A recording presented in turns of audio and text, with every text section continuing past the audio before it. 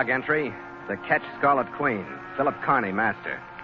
Position 2 degrees 40 minutes north, 125 degrees 37 minutes east. Wind brisk, sky fair. Remarks, departed Sanghi Islands after fulfillment of promise. Reason for promise, Kangs' treasure and the ghost of Tangolan.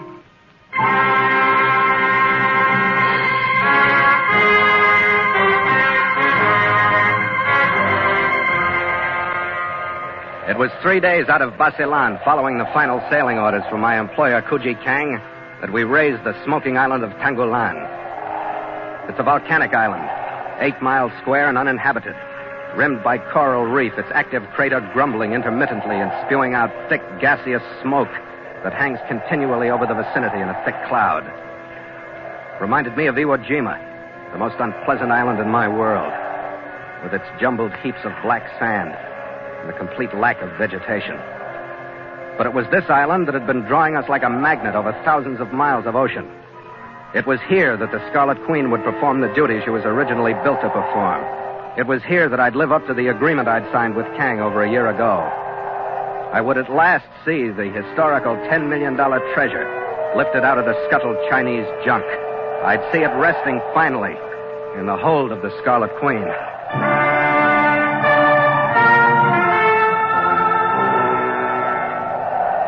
We stood around the northern tip of the island and saw the last of the sun as it disappeared behind the pall of smoke. The constant evening gloom that it caused added to the feeling of loneliness. That was all right with me because loneliness was just what we needed at this point. The feeling was fine, but it didn't last long enough. My crewman Nielsen, who was on lookout, broke the spell just as we approached the only reef passage marked on our chart. Hey, up here! What do you got, Nielsen? There's a red pole on the reef on the right side of the passage. Gallagher! Skipper, I thought we were going to be alone on this blasted How island. did I? Take the wheel and hold away from the pass. I'm going forward to have a look. The hull was a lugger, resting at an easy angle on the coral, a little better than halfway through the pass. Her masts broken, her rigging tangled. There was no sign of life on her. With binoculars, I could see a rude camp on the beach beyond. There was no sign of life there either. The figures of 4 men I saw were sprawled on the sand. And if they were alive, I was sure they'd be on their feet watching us as we came in.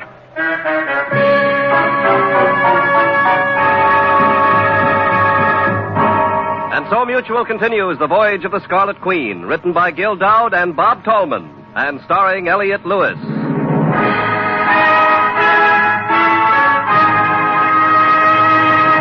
The Scarlet Queen, proudest ship to plow the seas, bound for uncharted adventure.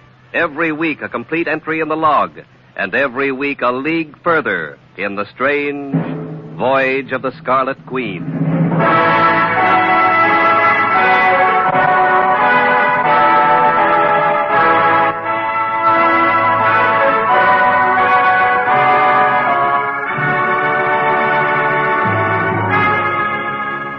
The wreck and the silent camp on the beach could have meant anything.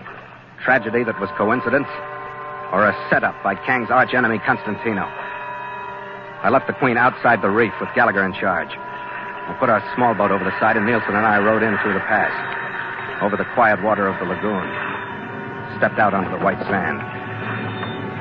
The volcano rumbled now and then. Huge land crabs scudded away from the bodies as we approached the camp. Told a pretty plain story. 3 of the men lay on some black sand that had been scraped into a couch. The 4th lay a few feet away. Beside him was a medical kit. Just beyond his fingertips was a hypodermic syringe and needle. What do you make of it, Captain? Stay back, Nielsen. Whatever they died of wiped out the whole crew, including the doctor. Maybe there's a plague. Looks like it. There was something about this whole island that rubs me the wrong way. I know what you mean. Come on, let's get back to the ship.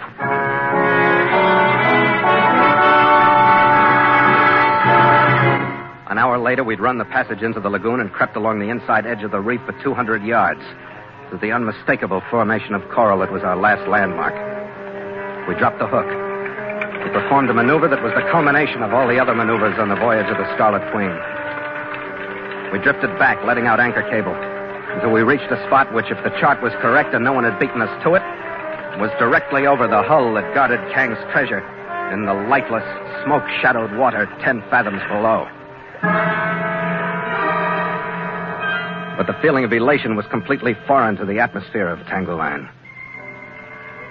Gallagher and I stood at the rail, feeling the oppressiveness, the uneasiness, as night settled down over us, and the glow from the volcano's crater flickered weirdly on the cloud of smoke above. The atmosphere was bad enough, but Nielsen's hail made it worse. Skipper!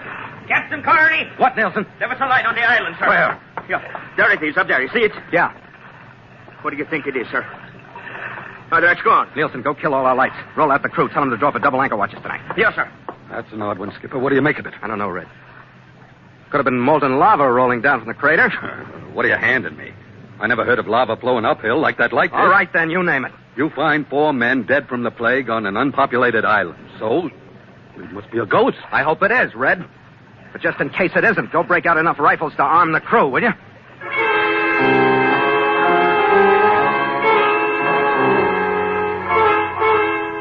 Gallagher and I split the night so that one of us was on deck all the time with 2 armed crewmen. The shoreside light appeared a few more times, but when the light of morning forced through the smoke cloud, the island was silent and foreboding. But that's all. We had breakfast and turned to on the most important day's work of the voyage. Hold a hand here. We'll rig the gear on the mainmast to handle both the diving platform and the cargo gear. Nielsen, you and Crowder fall to with me. We'll break out the diving gear and give the pump a try. Yes, sir. Platform's ready for you, Skipper. Good. Rig me that watertight flood lamp, Red. There's no sun getting down there. I'll need light. It's as good as rigged, Skipper.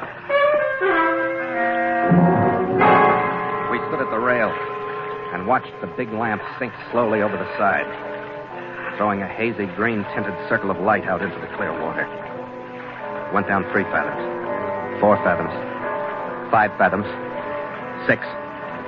Went down 7 fathoms, 7.5, and I stopped it. Hold it!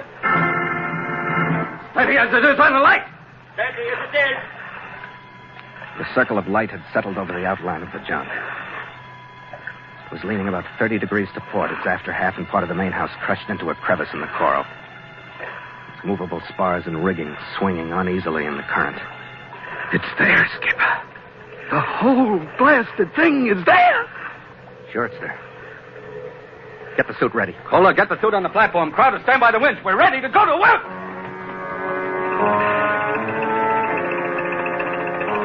In 10 minutes, I'd gotten into the suit. The platform had lowered me below the surface. And I was left with no sound but the light bubbling of my escape valve and the faint throb of the air being pumped down to me. There was the first grip in the pit of the stomach that comes with adjusting yourself to a new element. Then the awareness of long shapes that darted into the light from the darkness and left again. Desire to look behind you when you can't. Then the platform reached the level on the sunken deck. Hold it, Red. I stepped onto the sharp slant of the slippery deck. The passageway into the main house that held the treasure was blocked by a shoulder of coral. I made my way along its starboard side to a group of 3 portholes that let enough light in to show me the interior. I stood for a good minute, lost in the sight of what lay just a few feet away from me. Lost in the thought of what had led up to this instant, and what the 4 neatly stowed boxes meant in Kang's life, in Gallagher's life, in the crew's lives, and in my life. Skipper! It was the crackle of the intercom circuit and Red's voice that brought me back to the fact that it had to be gotten out of the cabin now that we'd found it. Skipper, what's going on? You're not moving. Skipper, you all right? Sure, Red. I'm all right. What the devil are you doing? I'm looking at it, Red. It's here. Well, let's get it started up. I'll really believe it then. It's not as easy as that. The passageway is jammed shut. We can get it out in one load, but we'll have to cut in through the side. You better come up then. We'll get the gear ready. Yeah. And give me plenty of help with my line, Red. This deck doesn't like me. It's spongy with rot. Well, watch your step. Don't let anything happen now. I won't, Red. This is the most cautious few feet I've traveled since the first time I walked at all. Sure. I'll bet you were killed, Skipper. So they tell me, mate. So they tell me.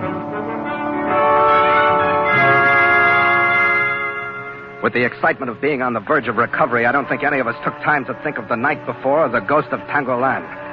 Or at least no one mentioned it.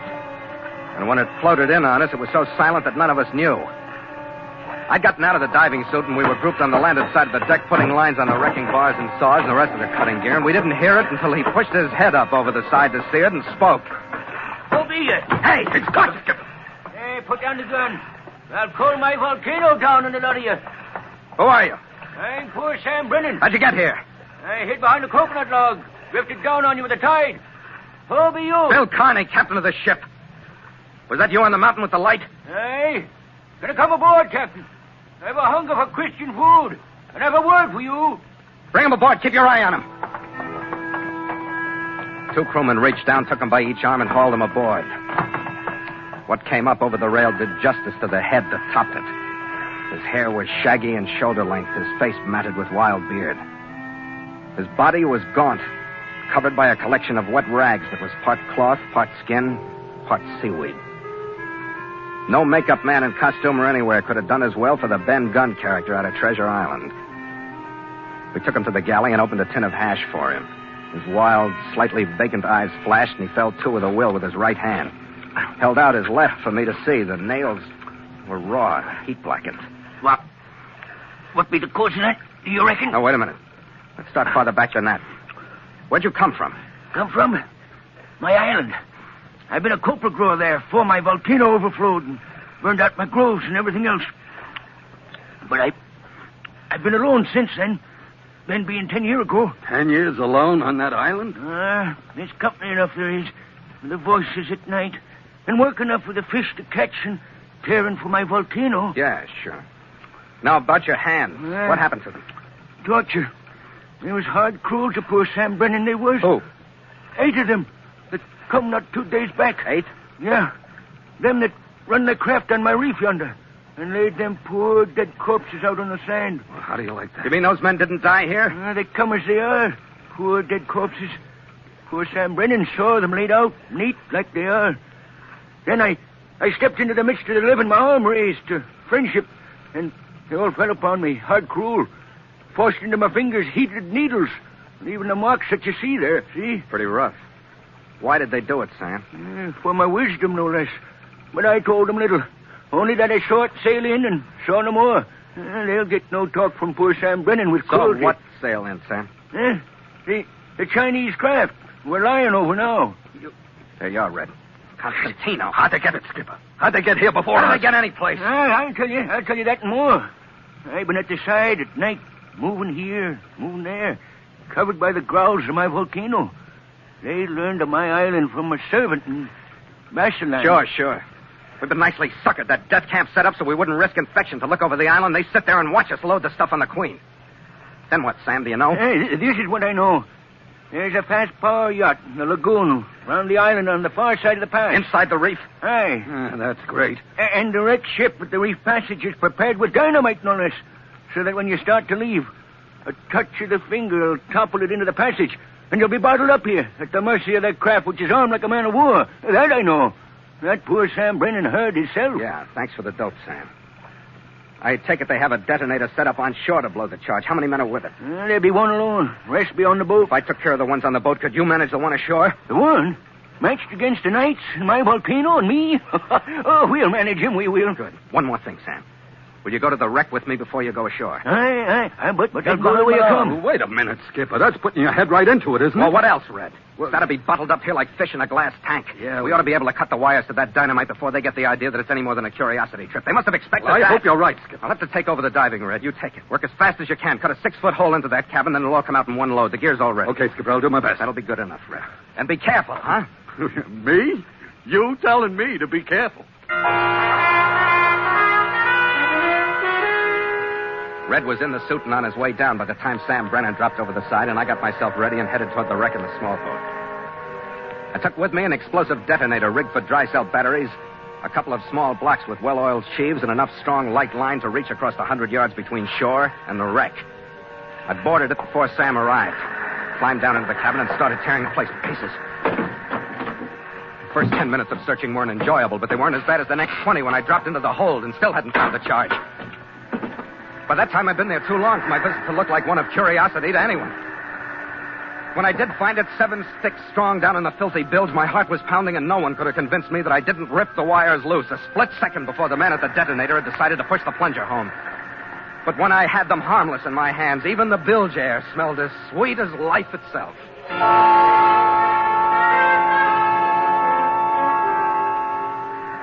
And what be your plan, Captain? All you have to do is go ashore, Sam, at the end of this line.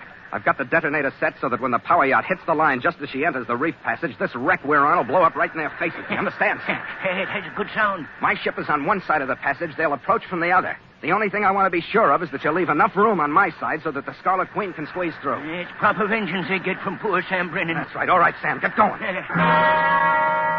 With the end of the line looped around his tattered waist, he slipped silently into the water, with only his head showing behind his log. Started shoreward toward a spot I'd pointed out to him. May have been minutes, but it seemed like hours before he got there. I watched him secure the line to a jutting rock and then disappear. I heaved my line as taut as I could, reeved it through one of the blocks I'd rigged, made it fast to the detonator so that the slightest tug would blow the charge. Then I went back to the Queen. Oh, you're back all right, Captain. I was sure glad to see you, sir. Thanks, Nielsen. Where's Mr. Gallagher? Oh, he's still submerged. What's the trouble? Well, nothing now, sir. He was on his way up. The cargo's aboard, but the chief's line fouled, and we had trouble getting him out of the cabin of the junk. He was down too long. We didn't want to risk Ben's bringing him up faster than we should. We'll have to speed it up a little, Nielsen. Get on the intercom. Tell him I'm back and he has to get up as fast as he can. Yes, sir. Kohler, stand by the windlass. I'll get the motor started and we'll inch up on the anchor. We've got a taut cable, sir. We're over the hook. Over the hook! Nielsen, where's the diving platform? 4 fathoms down, sir. We'll have to have more speed. Tell Gallagher to hang on. We'll have to weigh anchor before we get him aboard. Anchor's away, sir. And coming up. Anchor's away! Where's the platform, Nielsen? 2.5 fathoms, sir. We'll have to forget pressure and everything else and get him aboard. Tell him that. Tell him the power boat expected is in sight about 1,000 yards off our bow. It was natural that it should show. We'd used too much time. Time enough for anyone to realize that something was wrong and decide to find out what. Anchor's in sight, sir. Nielsen! Platform's in sight, sir. So I stood there with my hand on the throttle, not able to open it, and watched the Constantino boat push its sleek bow around a point of land. She was moving slowly, still only inquisitive, still unable to see what was going on our decks. Anchor is up, sir. Secure the anchor! It's clear of the water, sir. The platform's clear. I waited another 30 precious seconds till Gallagher had been swung inboard. Then I opened the throttle. Our wake churned, and as we picked up speed, the Scarlet Queen built a bow wave that curled and gleamed milkily in the gloom. That bow wave was like a starter's gun to the power craft. She built a bigger one of her own as her throttle was open, and she picked up speed that made our pace look like that of a canal scow. I didn't have time for any kind of caution. When we covered half the distance of the pass, I swung toward the island, blind to the reefs or channels or depths, knowing only that I needed that swing to make the narrow lane between the reef and the tripcord that would blow the booby trap in the wreck. By the time I'd made the turn and straightened out for the run, the power boat had closed to within less than 100 yards of us, and the men aboard her opened up to stop us with every means they had. Take cover, men! Get down on the deck! Come after the cockpit, Red! Stand by to take the wheel in case I catch one of these things. Come on, Skipper! I crouched as low as I could and watched a series of bullet holes appear in the deck in front of me, and felt the splinters as another burst caught the mizzen boom above me. Can we do it, Skipper? No, in a minute, Red. We got 25 yards to go. They got about 60. You're awful close to the reef, Skipper. Yeah. The reef, Captain! They're going to strike the reef! I eased a scant foot or two towards the line in the middle of the channel. By the time our bow slid by the reaching coral, the powerboat was no more than 25 yards astern. Her range was point blank now, but that wasn't what I was worried about. Straight out in the pass, felt the first ocean swell lift our bow. Our stern swung to port in the current, and I fought it back with hard helm. Then I just hung on and hoped because there was nothing else to do.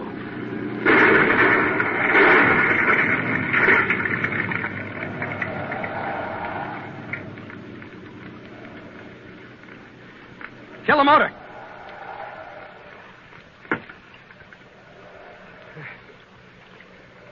We made it, Red. Well, don't just stand there with your mouth open. Oh, aye, sir. Stand by to make sail! The crewman took a while to pull their eyes away from the mangled wreck that the sleek power yacht had suddenly turned into. Her superstructure was torn to bits. She was afire and settling by the stern in the reef passage. Then they stumbled to their stations. Stop it, Saint! Make sail! The mainsail climbed into the smoke-dulled sky. The jibs. Then the mizzen. And the Scarlet Queen, as though feeling the success herself, and the lifting of strain and tension, kneeled in thanks to her own gods, and leaned before the winds they sent her in answer to her prayer. It's aboard, Skipper. It's aboard, and we're out of there. It's aboard, Red. Well, you don't sound too happy about it. Happy? Red, I don't even believe it. Yeah, I kind of know what you mean, Skipper. After what's led up to it, it don't seem right just to pick it up like some bales of rubber or some sacks of rice and put it in a hole. Yeah, that's about it. But poor Sam Brennan can have his island. We're out of there. Yeah, that's a little hard to believe, too. But assuming that we are, where are we back? Back to Hong Kong to sign over the stuff we don't believe to Kangs. A city, Skipper. Yeah, we've earned a celebration. And I can't think of a better place than Hong Kong. I don't see any reason for waiting till we get there, if you know what I mean. I think I do. Drink, Skipper? You do know? You're psychic. After you, mate. After you.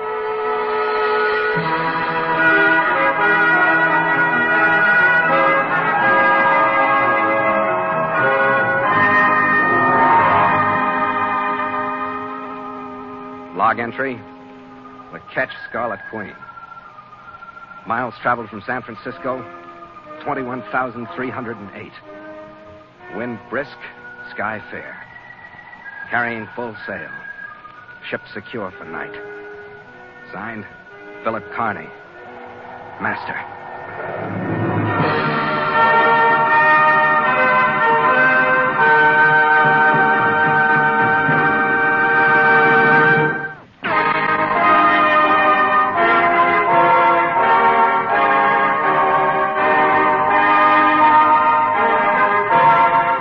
Voyage of the Scarlet Queen stars Elliott Lewis as Phil Kearney with Ed Max as Gallagher. And tonight featured Bill Johnstone as Sam and William Conrad as Nielsen.